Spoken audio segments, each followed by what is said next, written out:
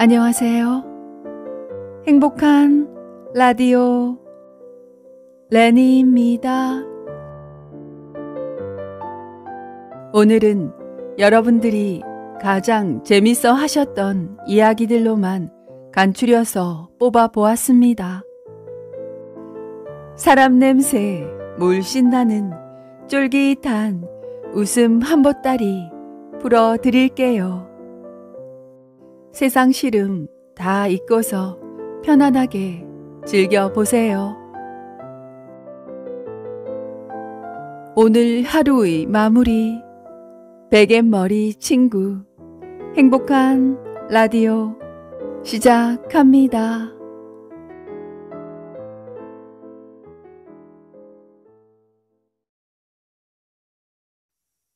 첫 번째 이야기, 꼬마 신랑.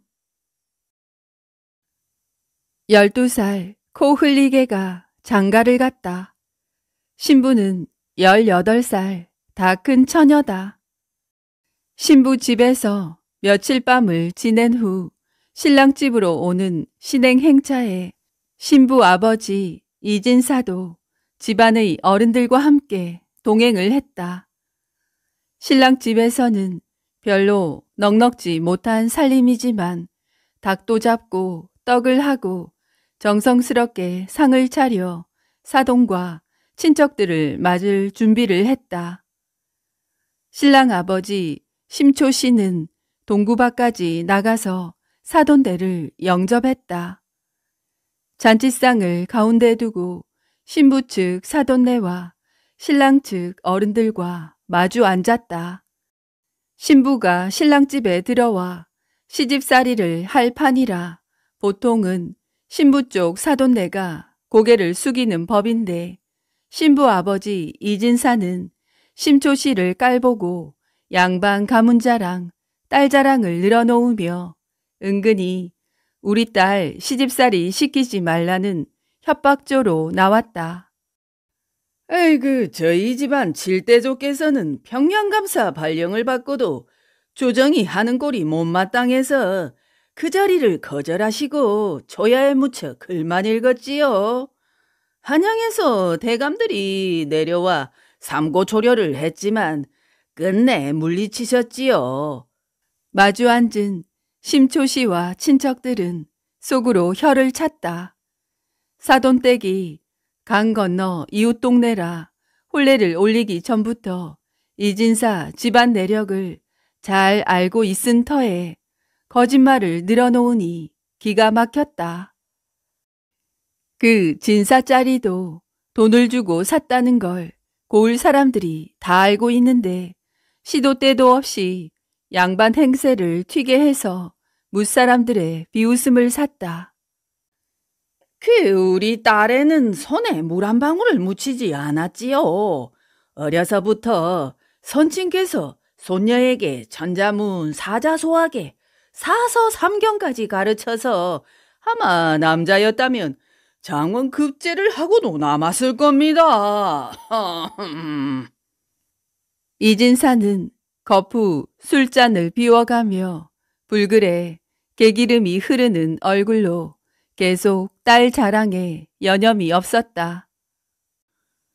딸의 사군자 치는 솜씨는 한양까지 알려져 한 점 받으려고 기다리는 사람들이 줄을 섰지요. 사돈 이진사는 더욱 기고만장이다. 에이그, 우리 딸애가 18년 동안 얼굴을 본 남자라고는 조부와 아비뿐이었지. 그때 어린 신랑이 들어와 한 자리 차지하고 앉아 떡을 먹고 있는데 장인인 이진사가 아이고, 심서방, 처갓집에서 며칠 묵느라 배를 골았나 보네. 제 집에 오자마자 개걸스럽게 떡접시를 차고 앉은 걸 보니. 아이고, 나 죽을 뻔했어요. 느닷없는 새신랑의 한마디에 좌중은 찬물을 끼얹은 듯 조용해졌다. 아이, 저기, 저 여자 때문에 나 진짜 숨 막혀 죽을 뻔했다고요. 앞치마를 두르고 소반에 반찬을 들고 들어오는 새색시를 가리키며 새신랑이 소리쳤다.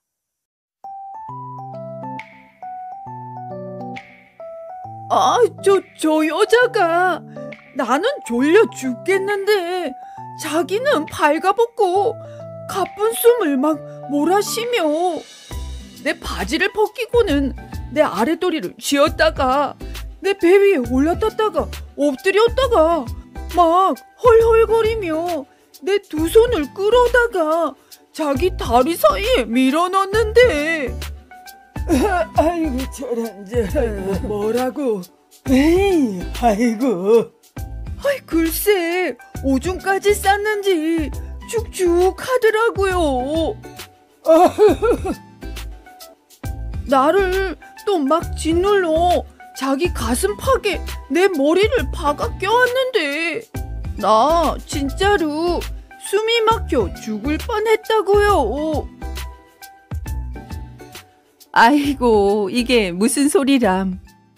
새색시는 소반을 떨어뜨리고 얼굴을 감싸며 부엌으로 도망치고 이진사는 홍당무가 되어 소피 보러 나가는 척 밖으로 나가더니 그 길로 주랭랑을 놓았다.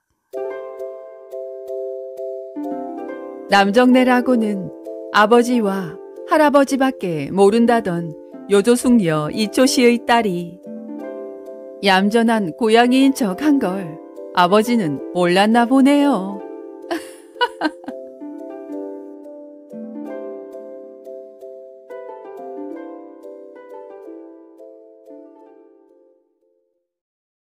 두 번째 이야기. 물맛이 서로 다르다. 서방님께선 요즘 웬일로 우물가에 얼씬도 않으시는지요? 임자 우물이 너무 깊어 그렇소이다. 어머, 그게 어찌 소첩의 우물 탓인가요? 서방님 두레박근이 짧은 탓이지. 우물이 깊기만 한 게 아니라 물도 메말랐더이다. 그거야 서방님 두레박질이 시원찮아 그렇지요. 무슨 섭섭한 소리요. 이웃샘에선 물만 펑펑 솟더이다. 내 두레박질에. 그렇담 서방님께선 옆집 샘을 이용하셨단 말인가요? 그 어쩔 수 없잖소. 임자샘이 메마르니 이웃샘을 한번 이용했소이다. 그런데 서방님 참으로 이상한 일이 옵니다. 이웃의 두레박은 이 샘물이 달고 시원타고 벌써 몇 달째나 애용 중이니 말입니다.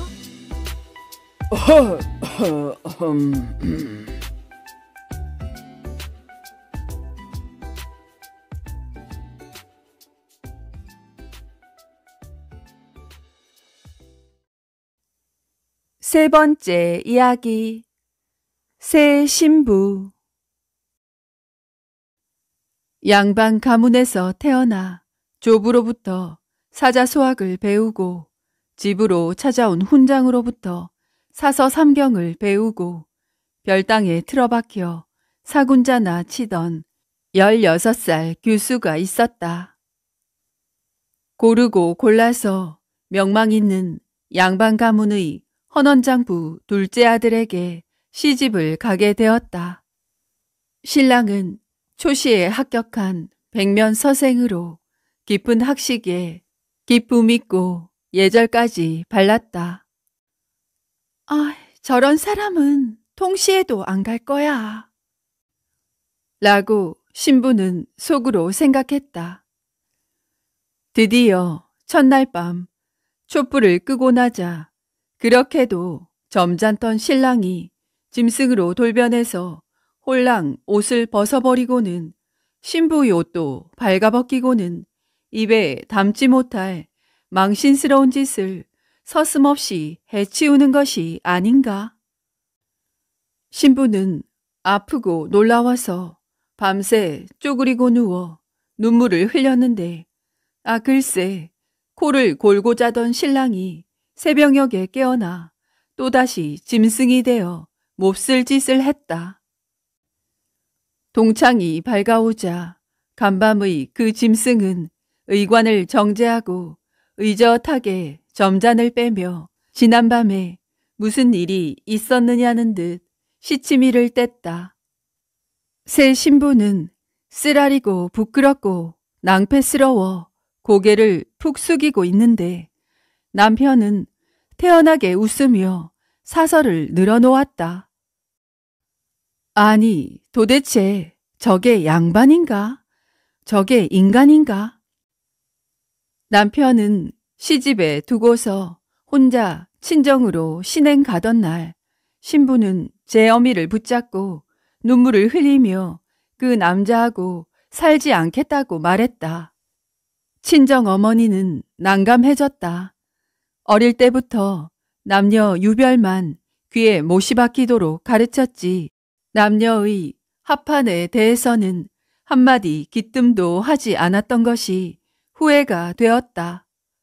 친정 어머니도 양반 가문 출신이라 한평생 말과 몸가짐이 한치의 흐트러짐 없이 조신하게 살아왔다. 새삼스럽게 이제 와서 딸에게 음양의 조화를 적나라하게 말할 수 없었다. 친정 어머니는 행랑 어멈을 조용히 불렀다. 여보게, 내 오늘 밤 자네에게 부탁이 하나 있네. 아예 제게 부탁이라니요. 새 신부의 친정 어머니가 행랑 어멈에게 귓속말을 하자 행랑 어멈은 얼굴을 붉혔다. 행랑채는 방 2개가 미닫이를 가운데 두고 이어져 있었다. 친정 어머니는 신행 온 딸에게 별당은 구두를 고친다 둘러대고 행랑채 방 한 칸에 잠자리를 마련해 두었다. 행랑 아범 내외가 부스럭거리더니 숨소리가 거칠어졌다. 아니어도 상념에 젖어 누워있던 새 신부가 살며시 몸을 일으켜 미닫이 사이로 눈을 갖다 댔다. 아니, 이건 또 무슨 일이람. 호롱불도 끄지 않은 채 두 짐승이 벌거벗은 채 온 방을 헤집고 뒹굴었다. 이튿날 신부는 어머니에게 그런 짓은 쌍것들이나 하는 짓이지 하며 역정을 냈다. 어머니는 조용히 내가 너를 어떻게 잉태했는지 알려주마. 그날 밤 새 신부는 안방 장롱 속에 앉아서 장롱 문틈으로 안방을 내다봤다. 술을 한 잔 마신 아버지가 안방에 들어와 촛불을 끄려 하자 어머니가 말했다. 오늘은 불을 끄지 마십시오. 그거 좋지요. 그 점자는 아버지와 어머니도 행랑 아범 내외와 다름이 없었다. 그리하여 새 신부는 운우 지정을 알게 되었다 하더라.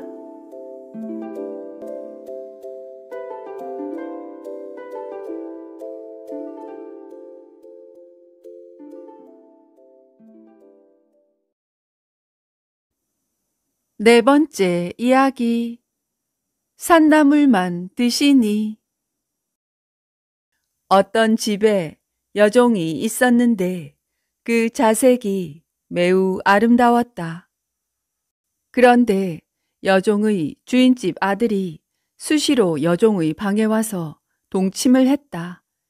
어느 날 밤 주인 아들이 아내가 깊이 잠든 틈을 타서 슬며시 일어나 행랑 여종의 방으로 건너갔다. 이때 그의 아내가 잠에서 깨어나 살금살금 남편의 뒤를 밟아 창틈으로 엿보니 여종과 남편이 말을 주고받았다. 서방님께서는 어찌하여 흰떡 같은 새아씨를 놔두시고 하필이면 이렇게 못난 저에게 오셔서 이리도 못 살게 구십니까? 하고 말하니 남편이 여종에게 그 새아씨가 흰떡과 같다면 너는 산나물과 같으니 음식으로 말한다면 떡을 먹은 후에는 입가심으로 산나물을 먹지 않을 수가 있겠느냐? 이어서 두 사람은 입을 맞추며 운우지정을 나누어 방구들이 들썩이도록 달밤에 절구를 찧었다. 이튿날 아침 아들 부부가 아버지의 방에 문안을 드리러 들어가 아들이 갑자기 기침을 심하게 하였다. 요즘 제가 기침병에 걸렸으니 참으로 괴상합니다. 그의 아내가 그 말을 듣고서 남편에게 그건 다른 까닭이 있나요?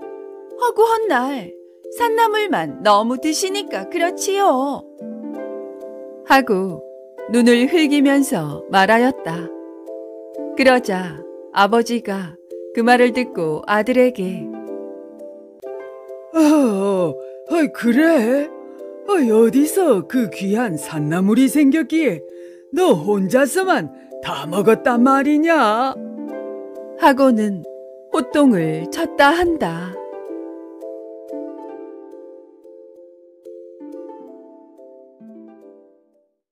다섯 번째 이야기. 엎드려 잔 것이 죄이다.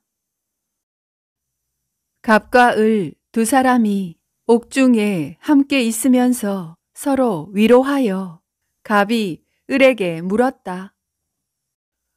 아이고, 대장부가 젊었을 때 감옥에 한 번쯤 들어오는 것은 보통 있을 수 있는 일인데 그 젊은이는 무슨 죄로 들어왔어? 하자 젊은이는 빙긋이 웃으면서 아이고, 엎드려 잔 것이 죄가 되었답니다. 헌데 노인장께서는 무슨 일로 그 연세에 감옥에 들어오게 되셨습니까? 라고 하니 나는 말일세. 길가에 놓여있는 새끼 한 토막을 주워온 것이 죄가 되어 일이 되었네. 하고 노인이 답함으로 둘은 서로 마주보며 고개를 갸우뚱했다. 노인이 다시 묻기를 그런데 여보게 젊은이, 엎드려 잠을 잤다고 해서 감옥에 가두는 그런 법도 다 있나? 이상도 하네 그려. 예, 노인장 들어보십시오. 글쎄 제가 엎드려 잠을 자고 있는데 그때 제 배 밑에 어떤 부인이 옷을 홀랑 벗고 반듯하게 누워있는 것을 미처 몰랐지 뭡니까? 이에 노인도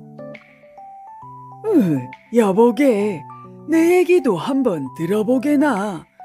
내 길을 가는데 그 길가에 새끼 한 토막이 놓여있지 않겠나? 그래서 그 새끼 토막을 집어들고 집에 돌아왔는데 아니 하필이면 그 새끼 끝에 소 한 마리가 메어져 따라오고 있는 줄을 누가 알았겠나? 암요 그렇다마다요. 우리 이 복장 터질 속을 어디다 하소연하겠습니까? 라고 하며 두 사람은 서로를 위로하였다.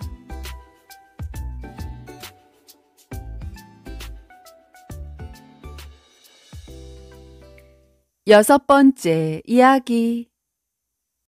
피는 못 속인다.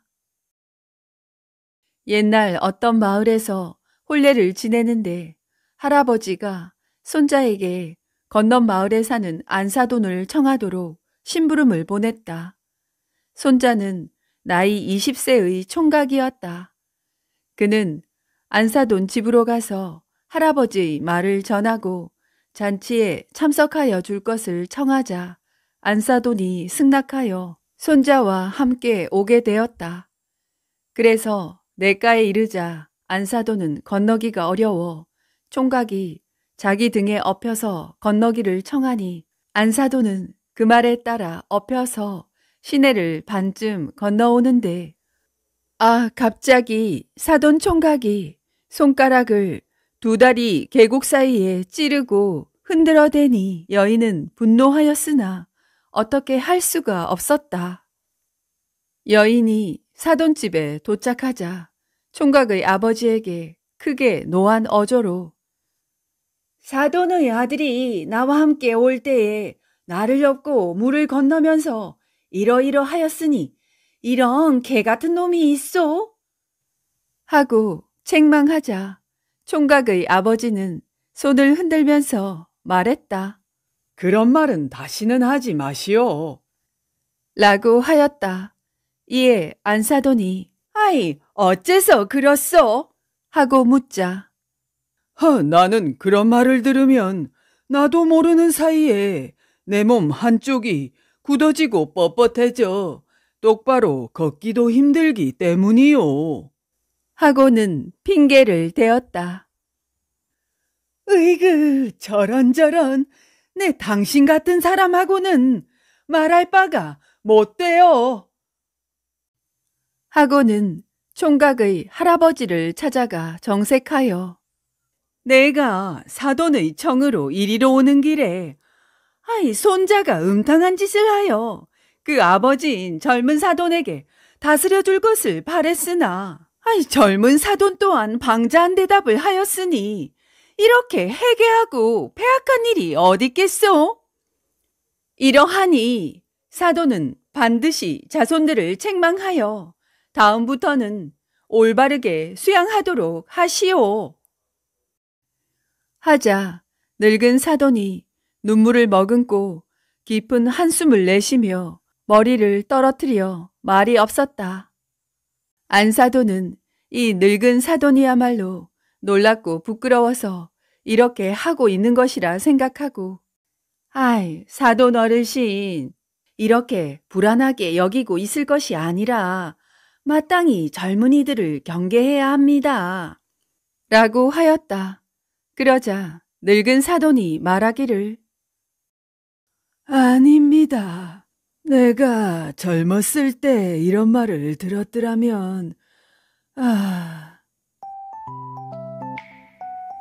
틀림없이 내 몸이 크게 일어나서 두려울 것이라곤 없었을 터인데 이제 늙고 힘이 없으니 이토록 좋은 말을 듣고도 그것이 움직일 생각조차 않으니 어떻게 인간으로서 살아있다 하겠소.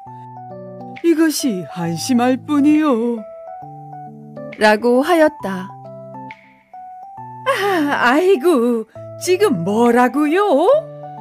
으이그, 피는 못 속인다고 너의 조자손 3대가 모두 다 호로자식 놈들이다. 하고는 안사돈은 크게 노하여 꾸짖었다 한다.